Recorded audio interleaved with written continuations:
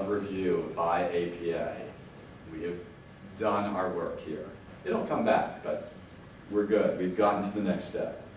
In 2010, we started a collaboration with the Good Men Project magazine, a newly launched website to accompany a book of the same name. Divisional member Neil Chethik created some links, and I've served as the liaison and editor for our contributions to that website/magazine. Since January of 2010, we've contributed approximately 35 articles on a range of topics. Several of those contributions have been among GNPM's most viewed articles, collecting in excess of 3,000 hits in the month that they were posted. That's some pretty good readership. That's probably better than many of our journal articles combined. This summer, 2011, just last month, the APA Monitor highlighted the fact that men tend to be in somewhat poorer health than women and die about 5 years earlier. There's the cover photo. Sadly, I don't have the actual cover to photo. Several prominent divisional members, including Ron Levant, Gilles Tremblay, Jay Wade, Liz Mattel Hammond, and Will Courtney, among others, were interviewed for and featured in that cover story. These are our successes at trying to erode the definitions. Within APA, we've had some successes and also some challenges. We've partnered with the two other gender divisions, 35 for women, 44 LGBTQ, on a number of projects. Most recently, we lent our support to two efforts by Division 44 to gain funding from APA. About 2 weeks ago, I was notified that an effort to create treatment guidelines for transgender clients had been funded. Haven't heard about the other one, don't know. We've also worked with Division 17 counseling on several projects. 17 is particularly important in some ways, as there are 35 and 44, because they help provide support for men's issues and places to talk about men's stuff before we were a division. Despite these efforts, or perhaps looking beyond these efforts, there are a number of divisions that we haven't worked with. And we've also not been very effective at the broader level of APA. We have a rather poor record of placing members or having men's interests represented on APA-wide committees, task forces, and the like. There's a list of divisions up here that seem rather obvious to me that we could work with at all, if not more. Most of our work with Division 17 over the last 5 years has occurred because we have a lot of members who are in both divisions, not because we have any kind of formal structure to work with D17, or really 35 or 44 at this point. I'm going to highlight two of the divisions on there, and they're the two listed at the bottom, Military Site D19 and SPSY D9, because we did do a little bit with them this year at convention in our suite. As far as I can tell, we've just had our second APA convention event that really focused on working with members of the armed services. This is surprising to me because we have a fairly high proportion of members and students who seek out and work with this population. Aside from military psych, we may have the highest proportion of folks who work for the military and in the VA system than any other division. I don't know, I'm speculating, but I wouldn't be surprised if that were true.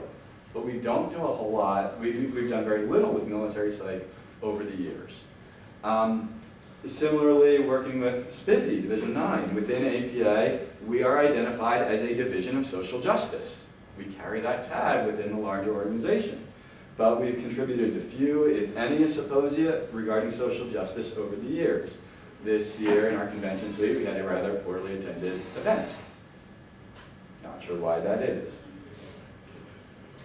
We also have a rather poor record of working with groups outside of APA. In their history, Gary Brooks and Ron Levant reported that during the late 1990s, and their history was published in 1999, the division was, quote, just beginning to develop its role as an agent of social change. And they specified that we had the most to gain from greater affiliations with another men's organization, the National Organization of Men Against Sexism, or NOMAS, end quote. Linkages have been formed with several of these organizations over the years, but they've never really been maintained. 3 hours ago, I discovered that there's an organization called the Men's Health Network. They're a lobbying group. I discovered this because they have a booth in the convention hall. And I happened to walk by it. This is amazing to me. How do we not know that this exists? How are we not working with a lobbying group on men's health? I think we need to do a lot better here. We also have not had formal connections or any kind of sustained contact with the Mankind Project, which is in some ways doing a lot of self-help for men. And some of the other outgrowths of the mythopoetic movement as well. So when it comes to our mission statement here and endeavors to erode the constraining definitions, some successes and some challenges here that we need to work on. Okay, back to the mission statement and our last item. SPSMM acknowledges its historical debt to feminist-inspired scholarship on gender and commits itself to support of groups such as women, gays, lesbians, and people of color that have been uniquely oppressed by the gender, class, race system. The division has always been sensitive towards and conscious of patriarchy, or men's oppression of others, and I believe that this was especially important for creating the division.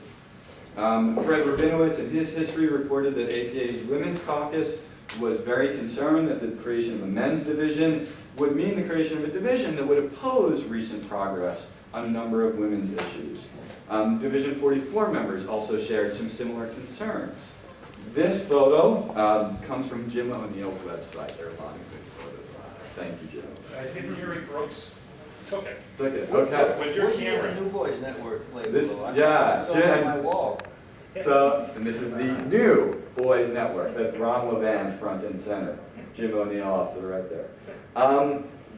The idea that a men's division within APA that might be inimical to the goals of the women's division and present challenges for D44 was not out of the blue. Right? We're talking about the late 80s, the early 90s. There certainly was then, and still is now, backlash against the goals that feminists had achieved through the 70s and 80s. The era also included a rising sensation known as the mythopoetic movement, largely centered around poet Robert Bly's 1990 book, Iron John, but certainly other things fed into that and have come out. That book and the movement that got created around that encouraged men to return to their primal roots, primarily through all-male retreats into the woods. Those events provided men with the opportunity to talk to each other as equals, without pretense, away from women, and away from the day-to-day concerns of the world. That's not entirely different than what happens, say, in a therapy session. Not all bad there. I'm also told that the events included a whole lot of hugging. I don't know, I've never been to any. But we do a fair amount of that as well, so I don't know if that's good or bad, really. Back to the history. In order to achieve divisionhood in this era and in that larger cultural context, our founding members needed to convince other divisions, particularly 35 and 44, that a new division focused on men would not endorse positions that were inimical to the goals of those other divisions. Several of the folks who led the effort to create our division had actually been members of D35 or were members of D44. And in some of the initial meetings, the idea of creating a special interest group or subdivision within Division 35 in particular was discussed. It was also rejected as not the priority. The preference was given to creating our own division, or perhaps our own man cave, if you will, especially down here in like sub-level 4. That was intentional. Still, that group, although not choosing to go for divisionhood and not be a special interest group within 35, worked closely with members of Division 35 and Division 35 governance. And they stood on their record. Earlier I mentioned those, all of those symposia and papers that were delivered between 1988 and 1997. Gary Brooks and Levant in their history reported that those papers, and I quote, were consistently viewed as not only respectful of men, but highly sensitive to needs and vulnerabilities in women's lives. And that furthermore, SPSMM played a leading role in the intergender dialogue workshops that were organized at the midwinter meetings of APA Divisions 29, 42, and 43, close quote. Also prominent during this time doing a lot of the work were Glenn Good, Jim O'Neill, and Mary Sherritt.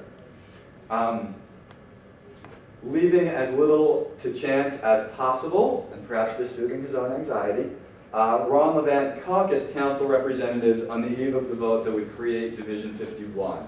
The photo you're looking at are the group of folks who sponsored the APA council motion to create the division. And that's Neil Maxoff, dead center there. Details of that vote were not released per policy, but an unofficial count suggests that 100 of 103 APA council reps voted in favor of creation of the division. Not bad. Ron Levant, in his own words, was astonished and gratified. I'm going to show you, as I talk, pictures of our presidents, because I needed to put more slides up. It seems a good thing to do. From the beginning, our founders sought to ensure diversity on the division's executive committee. This was achieved by designating 3 of the 4 member-at-large positions for minority groups, 1 MLC for women, 1 for ethnic minorities, 1 for sexual minorities. The decision to ensure representation in this way was consistent with the perspective of those prominent in the founding of the division, as reflected in this item of the mission statement.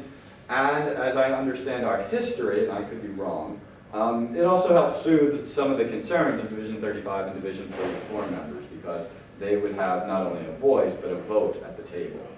The initial member-at-large seats were held by Marty Wong in the ethnic minority slate, James Harrison in the LGBT slate, Lenore Walker in the women's slate, and Jim O'Neill in the undesignated slate, sometimes known as the white guy position. Earlier this year, that practice of reserving seats for specific populations shifted from being part of our tradition to part of our bylaws. And Jay Wade led that motion. As far as anyone can tell, we're the only division in APA that does anything like this. Some more presidents. We recently expanded our member-at-large representation to include 2 other groups that have been historically underrepresented, graduate students and early career psychologists. And I don't think it would be difficult for anyone in this room to argue that those groups have been historically oppressed either. These efforts have not gone unnoticed. This year, Division 51 received the APAGS Division of the Year Award, in part because of our efforts, and I quote, to actively incorporate students and student issues into the governance and activities of the division, close quote. Chris Makoviak, who had been our graduate student representative for the past few years, authored our application, and I'm sad to tell you that he has chosen family over the division, and he is attending a family wedding this weekend. Speaks well. You know, it does. These are all the folks that have been president, including me. And these are our next 2 presidents, Jay Wade and Chris Deanna.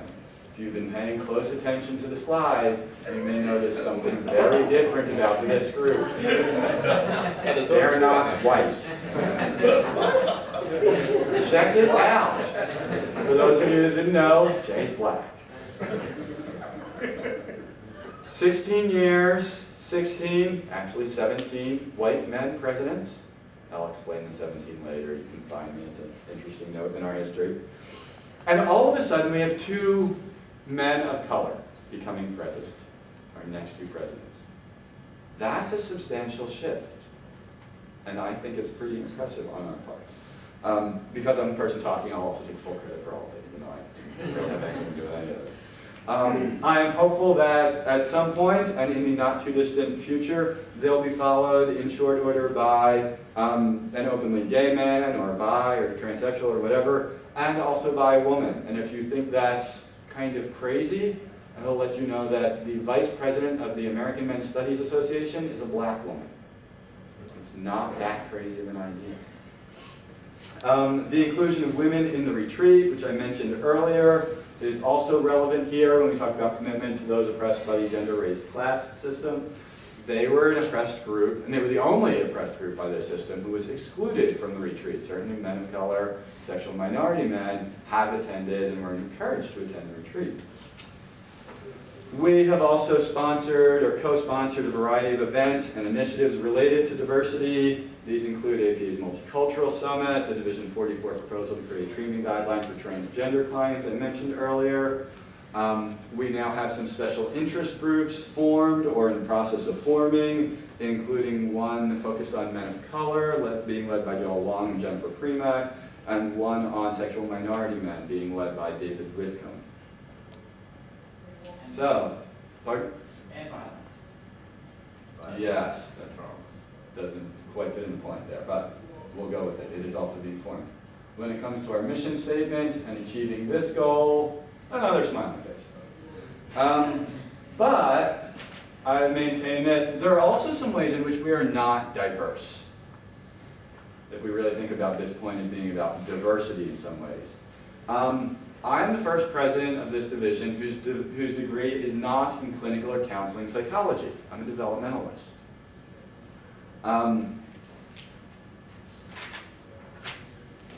Earlier I mentioned the content analysis of Psychometamasculinity by Joel Wong and company. The only psychological subdisciplines that accounted for more than 5% of references to PMM were clinical and counseling. No other traditional psychological subdiscipline, something you can get your PhD in, has as much as 5% of references, accounts for as much as 5% of the citations to our journal. Wong et al. Identified the 11 most frequent authors of PMM articles through 2008. Each of those have published at least 2 articles in the journal by that point. 10 of those 11 were affiliated with either counseling or clinical department. The 11th was Wade Mackey, who was in a criminal justice program. So not so much theoretic or disciplinary diversity for us. The other side of this coin, and I really do see these as connected issues, is a lack of theoretical diversity. In their efforts to create a division and at its founding, Gary Brooks and Ron Levant explicitly described the division as pro-feminist. And our mission statement, consistent with that, speaks to this. David Lezak echoed the sentiment in the editorial that opened the journal. Let us not forget our greatest debt of all, not just any debt, but our greatest debt. Without the women's movement, without the emergence of women's studies, and with it a new generation of scholarship on gender, there would be no Division 51. This journal would not now be appearing before you, certainly not now, and perhaps not ever. He also said that there was no canon, a quote that I pulled earlier, and invited submissions from all disciplines. His vision for the journal included this statement: inevitably and hopefully, some of what is published in this journal will disconcert and even antagonize its readers. Inevitably, because the study of men and masculinity is a vibrant and diverse field that is already invested with controversy and heated debate. Hopefully, because were the journal to restrict itself to a particular ideological perspective and virtually censor the scholarship emerging from the field which it serves, then it would fail in its purpose. Content analyst Wong et al. Identified 11 theoretical orientations that appeared in 2 or more PMM articles. By my count, 8 of those 11 rely heavily on constructionist approaches to gender or feminist approaches that rely heavily on constructionism. They seem to account for about 3/4 of PMM's articles. About another 20% rely on psychodynamic theory and its offshoots, including ego psychology, and only 4% of articles in PMM relied on biological or evolutionary perspectives. In their conclusion, Wong et al. Expressed concern about, and I quote, disciplinary homogeneity. This was their summation. In his editorial on becoming editor of the journal, Ron Levant acknowledged some recent critiques of the masculinity literature and expanded the coverage statement for the journal. Quote, we reached out to basic areas in psychological science, explicitly included both qualitative and quantitative research, and added additional examples of topics that were expected to illustrate this openness. Yet, in the same editorial, he also described SPSMM, which manages and effectively owns the journal, as avowedly pro-feminist. This could easily be read as a mixed message. Concerns about this kind of dominant perspective have also appeared on the division's listserv, including a survey of membership that I conducted in 2006. This kind of theme has shown up in various places in our history. It seems as though David Lezak's fears about restriction and censorship seem to have been at least partially borne out. Like David Lezak, I believe that an increased openness to different perspectives will enhance our understanding and scholarship on men. So working this year with program chair Chris Liang and the division's board, we made an effort to combat this disciplinary homogeneity, and we issued our first themed call for convention submissions. And the short version read, quote, can I put that on there? There it is, sorry. To enhance the breadth of our understanding, we seek studies with non-white or non-undergraduate samples that are experimental, use complex statistics, or adopt non-constructionistic perspectives. The volunteers who review conference submissions were explicitly asked to evaluate each proposal on this criterion, in addition to the other criteria that we already use. My impression, and it's just an impression, is that this call was effective. There were certainly a lot of folks in our program this year whose names that I did not recognize, and at this point I know many of you. So that seems to have gone pretty well. When it comes to this item of our mission statement, a smiley face and also a friendly face. We have some more work to do here. Some concluding comments. We're running a little long, but we started a little late. But we're still in this room at 3 o'clock, so no fact. And I'm going to start off with our strengths. At the beginning of this talk, I talked about identity creation, including specification of our values, recognition of our strengths and weaknesses, and connection to past and future as important elements of identity. We are clearly living up to several of the values that are described in our mission statement. In particular, we've made real gains regarding the critical study of men and masculinity. In some ways, this may be our biggest strength.